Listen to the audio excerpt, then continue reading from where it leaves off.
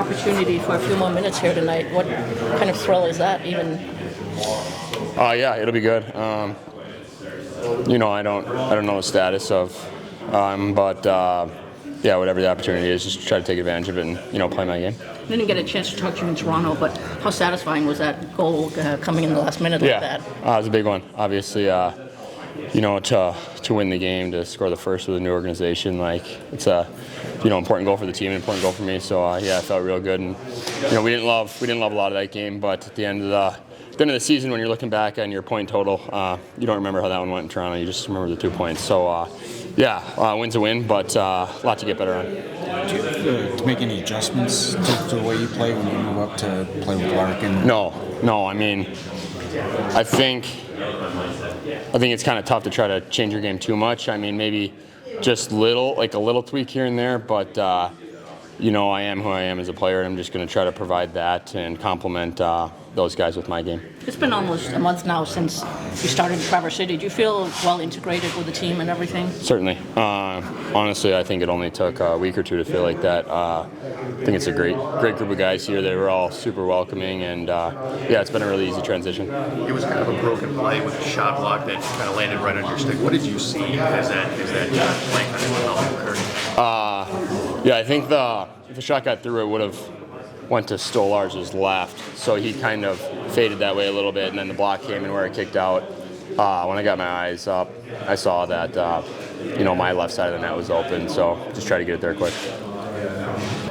Thoughts on your first road win of the season and the way the group played on Monday? I think it was a huge win. It's a tough game. They obviously came to play, and maybe we had too many giveaways in the first period that kind of like fed into their offense, and they were kind of rolling us over a little bit in the second, third period. But nonetheless, huge win for us. Helps us playing unreal. I mean, that's huge for us, and to get a win like that is always big. And I think we just gotta keep building on that, and yeah, try to get something, like make some things better next time, and make it easier for us to win this game. A big 3-game homestand coming up here. How advantageous is it? Do you feel the fan base when you guys are out there? Does that make a big difference? For sure. I mean, it's huge. They always show up. I mean, it's great for us to have them in the building, to play at home. It's huge, and really looking forward to the next 3 games. And tonight, facing the Panthers, 2-time champions, how do you guys approach and embrace that challenge? Yeah, I mean, we know they're a really good team, obviously. I mean, won the last two Stanley Cups, so we just want to go out there. We know they're going to pressure a lot, pressure on 5-on-5, 5-on-4, like they're going to pressure all the time. So we got to be ready for that and skate a lot and win some battles. For your line, what makes you three a good mix? What strengths and do you guys kind of bounce off of each other? Yeah, I mean, obviously, Kat and Kane are really good offensively, but we also try to balance it with staying responsible defensively. We gotta just get out there, get the job done in the own zone, and we can play in the offensive zone and create some chances. I think that's what we're gonna try to do, and yeah, just roll and we'll see how it goes. We talk a lot about their chemistry together. How do you fit yourself into that mix when you have two guys that are really established with each other, and then you jump in and you're trying to create chemistry with them too? What's that process look like? I mean, obviously, they've played together for a long time, so you're just trying to read off each other, but also just talking sometimes in practice or on the bench helps a lot. Just getting out there, sometimes being more responsible, sometimes creating some space, and also trying to find the right spots and making the right plays. It's just what I'm trying to do. Thank you, Marco. Morning. Todd, what can you tell us about Lucas? Not going to play tonight, day-to-day, upper body. Encouraging to see him test Yep. it out, though? Yeah. And Mason, Appleton, is that somebody you see could be a good fit there for? It's a start for us. We'll see where it goes. He went into that spot in Toronto the other night. I thought he did a good job. He's got some experience. He can play both ends of the rink, which is important. That line takes on not only offensive responsibilities, but some defensive ones against the other team's top players. So we think he can give us something on both sides of the puck. Thought it looked like Talbot was in the starter's crease out Yep. there. How do you make a decision on a game as good as he had, but then also wanted to keep everyone fresh and all that? Well, we're only 7 days into the regular season. We've played 3 games. We're coming off a day off. The performance that Talb's had, in my opinion, he earned the right to go back in there again. We have a game on Friday. We know that Gibby's got to play and will play a lot and well. But we're just making a decision for today. Todd, Finney's got a couple of assists last couple of games. How important is that for a young guy's confidence, just starting out his career, to be in the stat column there, contribute? Yeah, it's interesting because the young player that comes from junior tends to be a scorer. If you're playing in the NHL at 20, you're probably not a checking. Don't play for the Swift Current Broncos on the fourth line as a checker. You just don't make it that way. You make it as a scorer, yet when you get here, it's hard to score. So what am I saying? It is a better reward for the work he's done, and it does, acknowledge it on paper. You're able to open it up and you can see it, and it probably makes him feel good. But, had he gone without the assist, I still think he's been effective in creating for others and using his speed. What will be interesting over the next little bit for all three of them is let's see where it goes now, because all the excitement and the hype and the adrenaline kind of levels out, and now it becomes everyday hockey. And I'm confident that all three can push through that phase and continue to develop and contribute. And is Soderblom back in tonight? Elmer is, yeah. What do you need to see from him to just kind of maybe just that consistency to challenge to stay in the lineup? Well, you answered some consistency. Last year when he came, he was able to use his hands and his size and some pace. Elmer's a north-south player in my mind, and is real effective with the puck. Without the puck, he's got to get more involved in the game to create and keep plays alive for his teammates. One of the new additions to your staff this year was your goalie coach, Michael Layton, and he goes from, I'm curious, just 'cause I was talking to Cam about it, he goes from the last 3 years, Michael's coaching 19, 20-year-olds in Windsor, and then Cam is literally double their age. What's it been like kind of getting to know him and his addition to the staff, and what he's kind of gone through adjusting to coaching guys who are earlier in their career to two veteran goalies you have right now? Well, I think the other day he told me, and I not the other day when we were interviewing him, and then he reminded me that he had played for 18 years or 19 years. Like he throughout his career, he was just as long in the tooth as some of, Talb's obviously he's older than Gibby, but he played for that amount of time. He knows what it feels like to put the equipment on. We're not reinventing the wheel with our goaltenders. We're helping them polish things up and keep them confident, work them in certain areas. And Michael's well equipped to do that based on his actual playing career.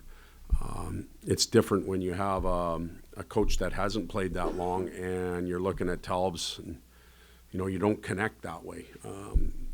I think the strength right now is that connection. Kind of with the two veteran goalies, is there something to when you have you get some young kids who are getting opportunities, and when it comes to having the communication from the back, is that something you see as an asset for that? If you're asking me how the goalie communicates with the D-men, well, I think it's important. When you look back and you see goaltenders that are playing with you, Axe, for example, he looks back and he sees Cam Talbot. Well, Axe was playing Pee-wee hockey in Sweden, and Talbot was still in the league. So it can be intimidating. It shouldn't be, because our goaltenders should be working with them and helping them. And I believe both of ours do. So I think there's comfort in knowing that. After Saturday's game, Cam said that good teams find a way to win, even though given the major shot disparity. How encouraging was it that 2 games against the Maple Leafs, you walk away with 4 points? Well, we'll take them. I think I said after the game, when everything gets tallied up near the end of the year, no one's going to say, well, was that game number 3 in Toronto? Did that make the difference? You guys got outshot. We'll all forget about it, really. But once the points are in the bank, you don't give them back. You keep them. And it's real important. As a divisional opponent, you can see how erratic the games are early in the year. We do to them one night what they did to us the next night. In that game, we just couldn't get ahead. We couldn't sustain being ahead and then handing off a good shift. We were receiving a lot, and I thought we did that to them the night prior. So it's erratic right now. We got to find our consistency in our game and keep rolling it out. There's a list of reasons why Florida might get off to a sluggish start, but they're not. Yeah. So, like, they're deep. I would think at this point they know how to play under Paul. When you're prepping for them, is that what you see? Like, do you see their system be second nature? Oh, Like, yeah. what do you see? There's not any hesitation. They play with their foot on the gas, and everybody plays the same game. When you've won as much as they have, there's nobody on a flight or a drive home or sitting in the, in their apartment, condo, whatever they live, that's doubting whether or not what we're doing is right. When you haven't won, every now and then, if it doesn't go right, there could be a player that goes home and goes, well, why? You know what? Maybe we should be doing it this way. They don't have that. They have players that come in and fit their system, and they have a belief in what they do is the right way to do it. And proof is in the pudding, so it's pretty easy to sell. When you talk about, being more receiving than giving and getting more hemmed in the zone, what's usually going on in those instances? Is it more of what the team's inability to doing, or is it the other opponents that they're doing? It's both. I'll use us as an example the other night where playing here against Toronto, we had some zip in our game. We had real good legs. We won some races to pucks, and now you've got it. You can maintain possession. If you spend your first 15 seconds of a shift chasing the opponent, your shift's done, really. When you get the puck, the 20, 25-second mark, you're tired, there's not much going on, you dump it in, they have it again, and you just never get ahead. Against Toronto that night at home, we got ahead. We had the puck and could do things with it. In Toronto, we couldn't. Was it legs? Was it execution? Was it the opponent? Was it situational? It was all of those things. You have those nights, and somebody in the coach's room says the goaltender wears the same color jersey as the skaters and plays all 60 minutes, so they're pretty important, and Talb's proved to be really important. Todd, what did you see from JVR and when he stepped in there? He was excited to play, so that's the first thing you see. Body language and his expression. He's going back to Toronto. He spent a lot of time there. He was really excited to play. And then I thought when he got into the game after a shift or two, it just came back to him. It's like riding a bike. The goal he scored was, for me, it was veteran savvy, some calmness to it, and a great set of hands. So that kind of describes him to a T. So did he play to his identity? I'd say yes.